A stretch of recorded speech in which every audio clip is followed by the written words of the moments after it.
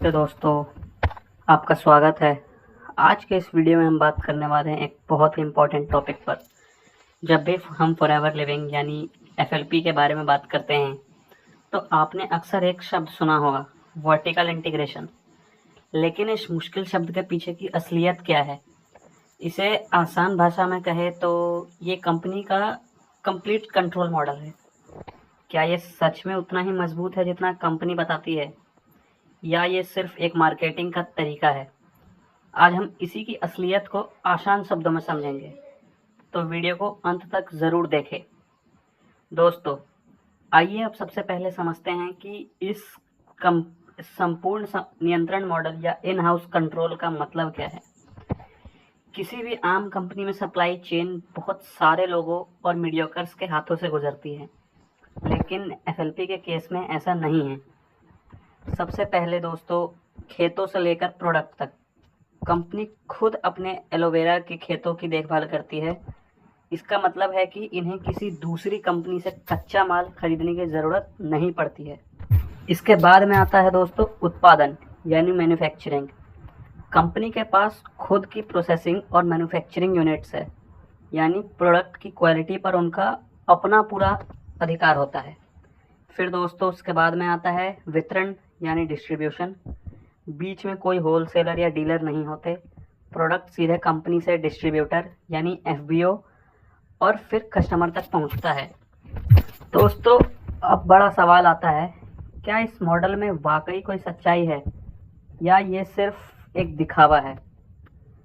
दोस्तों, forever living यानी इसकी हकीकत ये है कि ये सिस्टम वास्तव में कंपनी को बहुत ज़्यादा मजबूती देता है। चलिए जानते हैं कैसे। सबसे पहले आता है दोस्तों क्वालिटी कंट्रोल। जब आप सब कुछ खुद बनाते और पैक करते हैं तो ख़राब क्वालिटी का रिस्क बहुत कम हो जाता है। उसके बाद में आता है दोस्तों प्राइस कंट्रोल। मीडियोकर्स यानी बिचौलियों के ना होने से कंपनी प्रोडक्ट की सही और एक जैसी प्राइस बनाए रखती है। फिर आता है दोस्तों ट्रांसपेरेंसी।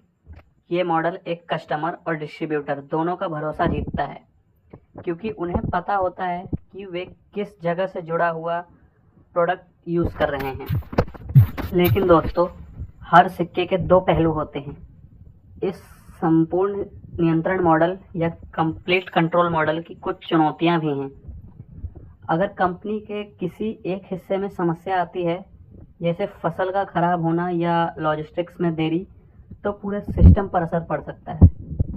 फिर उसके बाद दोस्तों एक कमी यह है कि दूसरे ब्रांड्स के मुकाबले नए प्रोडक्ट्स को बाज़ार में लाने में थोड़ा समय लग सकता है, क्योंकि वे हर चीज़ को अपनी खुद की लैब में टेस्ट करते हैं। तो दोस्तों, कुल मिलाकर इनका ये मजबूत मालिकाना हक यानी ओनरशिप मॉडल इसे एक बेहतरीन और टिकाऊ यानी सस्टेनेबल बिजनेस मॉडल बनाता है। तो दोस्तों, इसका कंक्लूज़न ये निकलता है कि कंपनी का ये इन हाउस कंट्रोल सिर्फ एक कागजी शब्द नहीं है, बल्कि ये उनकी मजबूती की असली रीढ़ है। यही कारण है कि लोग इस पर इतना भरोसा करते हैं। दोस्तों, अगर आपको ये वीडियो पसंद आया हो तो इसे लाइक करें, अपने दोस्तों के साथ शेयर करें और चैनल को सब्सक्राइब करना ना भूलें।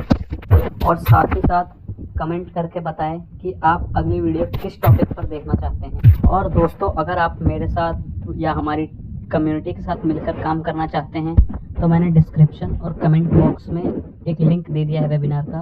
उस वेबिनार को देखकर आप ये समझ सकते हैं कि ये सिस्टम किस तरह से काम करता है। मिलते हैं अगली वीडियो में, तब तक के लिए keep growing and keep learning.